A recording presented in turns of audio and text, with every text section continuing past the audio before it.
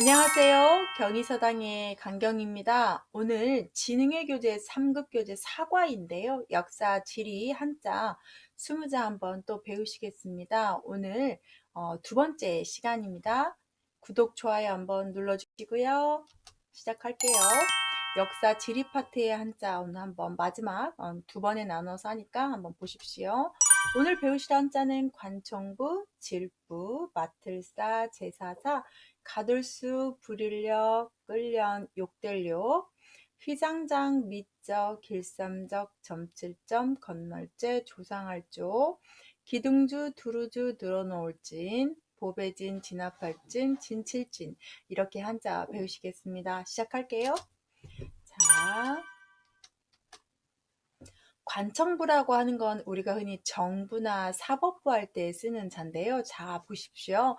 지범 더하기 줄부라고 써 있잖아요. 그래서 집이긴 집인데 관청집입니다. 아주 큰 집. 그래서 지범 더하기 줄부여서 뭔가 혜택을 주고 우리에게 지식을 주고 뭔가를 하라고 지시를 하는 무엇인가 우리한테 이로움을 주는 집이라고 해서 여기 정부, 좀 큰 집이라고 생각하시면 좋겠습니다. 관청입니다.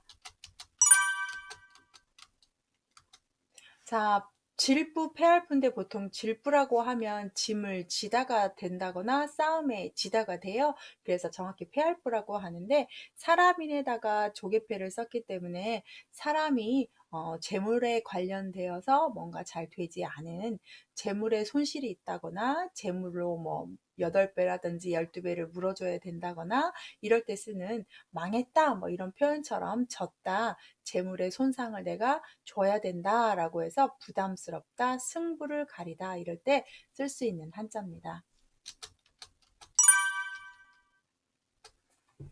마틀사 벼슬사자는 여기 잘 보시면 사람인에다가 입구인데 여기서 사람인이 어디에 있느냐가 제일 관건이잖아요.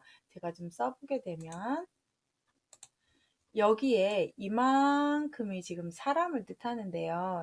사람을 이제 그리게 되면 우리가 이렇게 허리를 굽이고 손을 이렇게 하는 사람을 그리거든요. 그럼 여기에 이렇게 모양이 남아 있는 거잖아요. 자, 사람 머리하고 허리 부분을 이렇게 그어요. 그 다음에 이 손 부분이 나와서 사람이 입으로 어떤 맡은 일을 다해서 명령을 하고 일을 하고 뭔가 하고 있다 라는 말을 그린 한자에서 사법이나 사법부 담당하는 곳 사법, 사령관 담당하는 벼슬아치 그래서 마틀사 벼슬사자는 이렇게 사람인자가 듣기 때문에 쓸 때도 사람을 이어서 써야 되기 때문에 이렇게 이어서 써야 됩니다. 이렇게 이어서 한 가지 동자와 비슷하니까 조심하셔야겠죠? 제사사자는 앞에 보일시가 들어가면 조상이나 제사와 관련된 한자고 뒤에 있는 한자가 뱀사자인데 이 뱀사는 발음 역할을 하지만 정확히 뱀을 제사지라는 게 아니라 몸기자의 변형으로 봅니다. 몸기자 아시죠? 리을 모양으로 쓰는 거. 그래서 신 앞에서 무릎을 꿇고 사람이 제사를 지내는데 무릎을 꿇고 사람이 제사를 지내는 모습이 또 이렇게 모양이 보이다 보니까 그러면 이렇게 모양이 변형되면 뱀사자인데 해서 의문인데 뱀사를 붙였다고 봐요. 그래서 사발음으로 해서 제사, 고사 이럴 때 쓰는 단어가 되는 거예요. 가둘수는 상당히 쉽죠. 큰 테두리 에워쌌어요. 사람을. 그래서 사람을 에워싸서 나가지 못하게 하는 건데 가둘수로 써서 죄수라든지 그 죄수가 있는 옷이라든지 수의라든지 그럼 그 죄수가 감옥에서 달아났으면 탈옥수라고 한다든지 이렇게 해서 가둘 숫자는 제가 모양이 비슷한 한자에서도 많이 보다시피 이렇게 한자 안에 어떤 자가 들어가서 모양이 자꾸 바뀌죠. 그런 부분들을 좀 유념해서 여러 영상이 있으니까 참고해 주세요.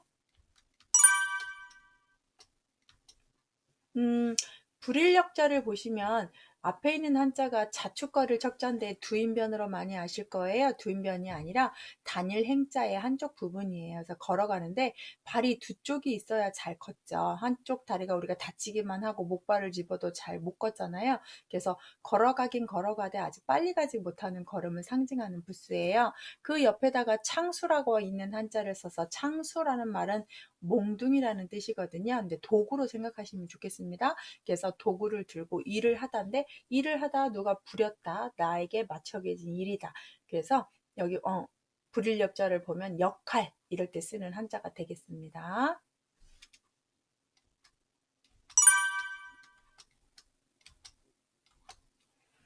네.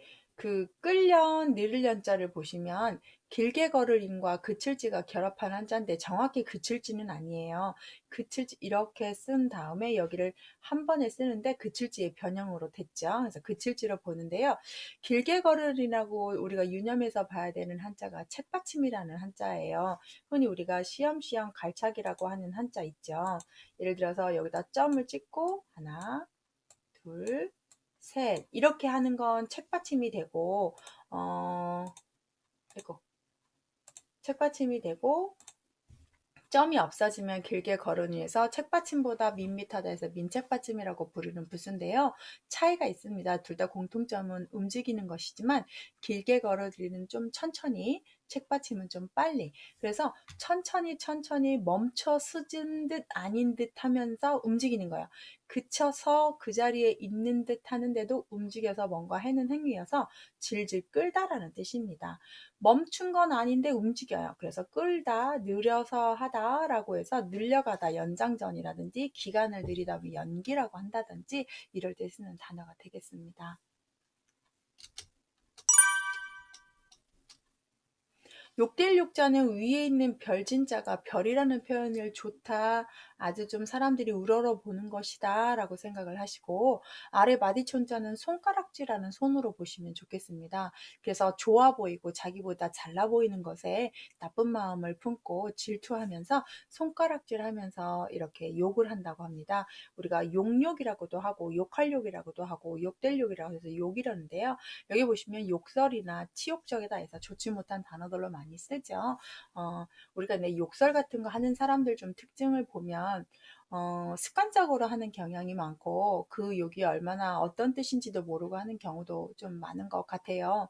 특히 아이들을 교육할 때 보면 엄마 아빠가 욕을 즐겨 쓰게 되면 아이들도 당연히 저럴 때는 저런 욕을 쓰나 보다 라고 해서 벌거리낌 없이 할 수 있지 않겠습니까? 참 부모의 역할이 참 중요한 것 같아요. 욕설 최대한 안 하는 게 좋겠죠. 휘장장, 장막장에서 이 뒤에 있는 한자가 장발음이고 앞에 있는 한자가 수건건인데요. 수건은 여기서 천을 상징하기 때문에 아주 큰 천, 그래서 뒤에 긴장자가 붙어요. 기다란 천으로 막아놓다, 뭔가를 가려놓다, 구분지어 놓다 이렇게 쓸때서 근데 일기장이라는 말은 여기서 이제 휘장이라는데 그 일기를 썼던 큰 종이를 그런 큰 천을 장이라고 표현을 하고 수첩장으로 보시면 좋겠고 그런 뜻이 또 있거든요. 날마다 기록한 일기장이라든지 정말 장막이라고 한다든지 밑자자를 보시면 큰 집에다가 근본저라는 한자를 씁니다. 한이를 빼면 성씨 씨자지만 성씨 씨는 나무 뿌리를 그린 거고 거기다 한이를 집어넣어서 나무에서 제일 중요한 건 나무 뿌리죠. 그래서 나무 뿌리가 나무의 최고의 근본이고 근원이고 중요하고 뭐 이런 뜻 때문에 근본저라는 훈음이 나옵니다. 그럼 집에다가 근본저를 써서 밑자인데 집을 지을 때 제일 뭐부터 잘해야 되냐? 밑바닥 공사부터 잘해야 되죠. 모든 건물들은 기초부터 탄탄히 해야 되잖아요. 그래서 기초부터 탄탄히 하다, 밑바닥부터 하다라고 해서 밑자자인데요. 쓸 수 있는 말은 밑바닥에 힘, 저력을 다해서 또는 밑바닥에 깔린 나쁜 음이 저변에 깔린 저희가 뭘까? 막 이런 식으로 쓸 때 쓸 수 있는 단어입니다. 길쌈이라는 한자를 보시면 길쌈은 실을 만드는 작업이에요. 그래서 앞에 가는 실 멱자를 쓰고 책임책인데요. 내가 책임을 지고 맡은 바대로 실 옷감을 짜고 실을 뽑아내는 작업을 할 때 쓰는 거여서 나의 업적이고 나의 성과다라고 해서 길쌈하는 일이 큰 공입니다. 어렸을 때 엄마 따라서 바느질, 코바느질도 해보고 뜨개질도 해봤을 때 뜨개질을 한다고 치면 목도리 만들 때 하루아침에 만드는 게 아니잖아요. 꾸준하게 실을 엮어서 올라가야 되는 것처럼 내가 하나하나 한 올 한 올 한 올 해서 만든 일, 성과. 그래서 우리가 성적이라든지 업적이라고 할 때 쓰는 단어예요. 하루아침에 되지 않은 일들을 할 때 꼭 씁니다. 저번 시간에 거북이 모양 기억하실 거예요. 거기 점에다가 입구를 써서 정말 점을 쳐서 입으로 알려주는 거예요. 그랬더니 어떤 사람이 점을 봤는데 그 사람이 정말 점을 너무 잘 치게 되고 앞일을 다 예상하는 좋은 점쟁이랍니다. 그러면 사람들은 다른 사람한테 가기보다 그 사람을 찾아가겠죠. 그럼 그 사람이 모든 것들을 다 점령하게 되다, 차지하게 되다라고 해서 여기에 보면 점칠점이 차지할 점이 돼서 혼자 차지하면 독점, 차지해서 거기 살면 점거하다. 뭐 소수가 다 차지하면 과점하다 이런 말 할 때 우리나라는 좀 독점보다는 과점 분위기가 많죠. 대기업들이 많이 차지하고 있기 때문에. 건널재 구제할재 보세요. 앞에 물수에다가 가지런할재가 그대로 줬어요. 그래서 재발음을 하는데요. 물에 빠진 사람을 구제해준다는 뜻이어서 구할재가 됩니다. 우리가 구제하다, 경제라는 말 쓰는데 경제라는 단어는 꼭 알아두십시오. 원래 경제는 경세재민이라는 말에서 줄임말입니다. 경세라고 하면 세상을 잘 다스려서 재민, 어려운 백성을 구제해주는 것이 바로 경제의 논리인데요. 그래서 많이 있는 사람 것을 세금을 부과해서 그 세금을 걷어서 없는 사람한테 주는 게 바로 경제제도의 원리죠. 이 경제라는 표현이 세상을 다스려 백성을 구제한다라는 뜻에서 여기서 구제한다라고 보시면 좋겠습니다. 꼭 건널죄로 외우는 건 쉽지만 물속에 빠진 사람 목숨 구해주듯이 해서 구할죄가 있다는 거 꼭 알고 계셔야 될 것 같아요. 조상하다는 말을 한자를 이렇게도 쓰는데요. 흔히 우리 상갓집에 가면 근조라고 써있을 때 많이 보시죠? 활궁에다가 화살을 쓴 한자인데요. 옛날에 구석기, 신석기에 아주 우리가 초원에서 이동 생활할 때 보면 사람이 분명히 죽을 거 아니에요. 그럼 묘지를 만들다기보다는 다 길거리에다가 이렇게 죽고 장사를 살짝 지내고 다 이동을 했답니다. 그런데 장사 지내는 동안에는 시체의 손상이 없어야 되기 때문에 시체를 같이 장사 지내는 부족들과 시족들이 와서 이렇게 보호를 해주는데 짐승들을 쫓을 수 있는 무기를 가져왔대요. 그게 바로 활하고 화살이었다고 합니다. 그래서 그때부터 그런 유래를 해서 이런 조상할 때 지참하는 물건을 쓰면서 우리가 근조나 조의를 쓸 때 쓰는데 요즘은 화살 갖고 갈 필요 없잖아요. 그래서 돈을 많이 주죠.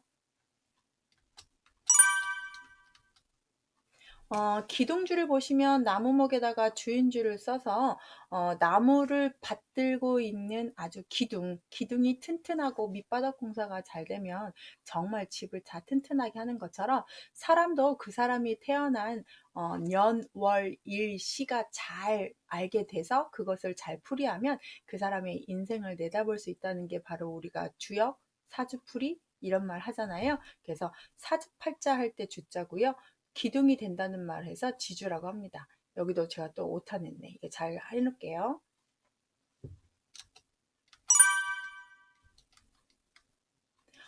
두루두자를 보시면 쓸령 더하기 입구인데요. 입을 두루두루 잘 활용하다.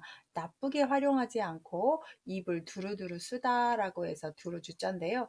최근에 딸아이 우리 중국어 선생님 이채영하고 같이 쇼핑을 하러 가는데 제가 어떤 말을 하는데 조금 나쁜 의미의 말이 들렸나 봐요. 저도 잘 기억이 안 나는데 그런데 갑자기 저희 아이가 하는 말이 엄마가 그랬잖아. 말이 씨가 된다고. 말이 씨가 돼서 그렇게 될 가능성이 많다고. 근데 엄마가 그렇게 말하면 나쁘게 될 것 같은데? 라고 해서 저에게 되려는데 제가 그렇게 지도를 했더니 엄마의 나쁜 말을 듣고 그런 말 하지 마세요를 그렇게 고상하게 저한테 조언을 하더라고요. 그래서 내가 아이를 잘 키우고 있고 정말 아이가 크면 클수록 내가 또 아이의 지적질을 받을 수 있겠구나. 더 조심해야겠구나. 이런 생각했거든요. 갑자기 생각이 드는 바는 여기서 입이라는 것을 어떻게 사용하느냐, 말을 어떻게 하느냐가 정말 중요해요. 그래서 입을 두루두루 잘 사용하다 해서 두루주인데, 또 어떤 책 보면 이걸 쓸 용자를 어망이 있죠? 그물이라고 생각을 해서 그물을 사방에 두루 다 쳐놨다. 그래서 뭐 물고기를 잡는다든지 짐승을 잡는다든지 이렇게 해석하는 책들도 있어요. 근데 저는 이렇게 딱 보기에 편하실 때 느낌이 오는 한자로 설명을 해드리느라고 입으로 두루두루 쓰다, 입을 잘 쓰자 해서 주변, 두루, 주의, 애워쌀, 위, 가변에서 이럴 때 쓰는 한자고요. 이 두루주자가 조심해야 되는 한자가 뭐냐면 얘가 다른 자와 결합해서 주나 조 발음을 할 거예요. 그런 자들을 좀 유념히 보셔야 되는 겁니다.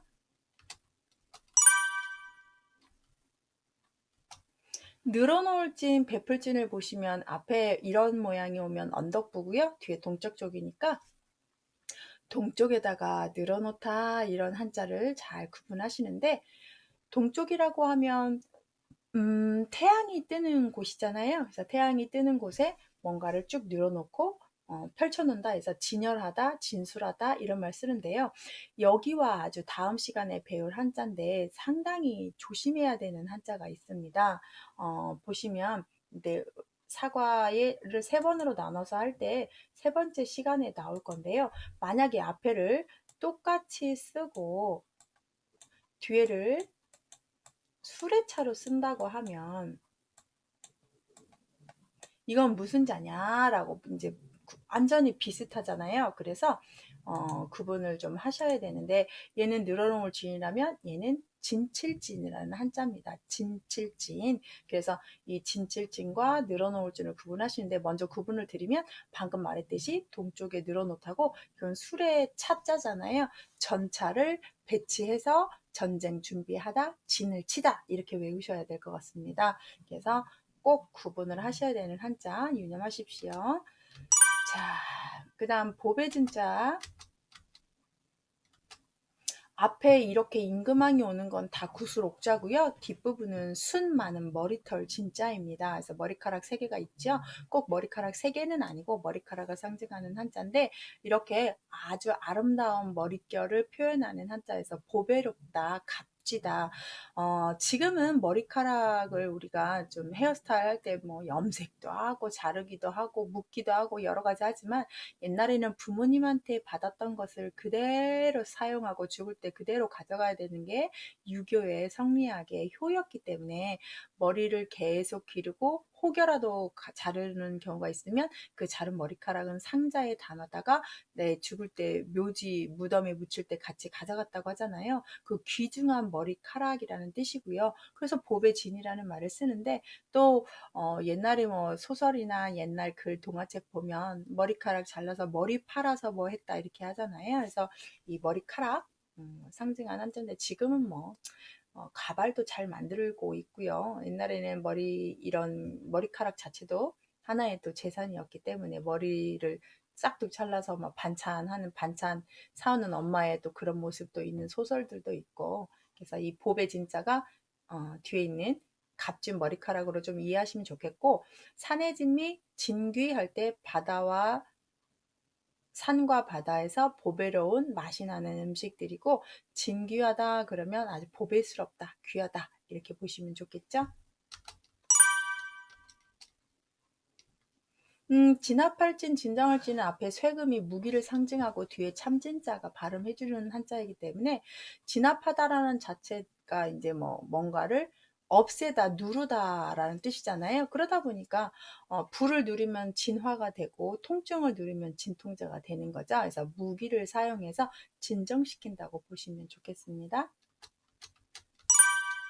아까 제가 말한 그 늘어놓을 진자와 같이 보셔야 되는 한자 드디어 나왔죠? 그래서 진칠진인데요.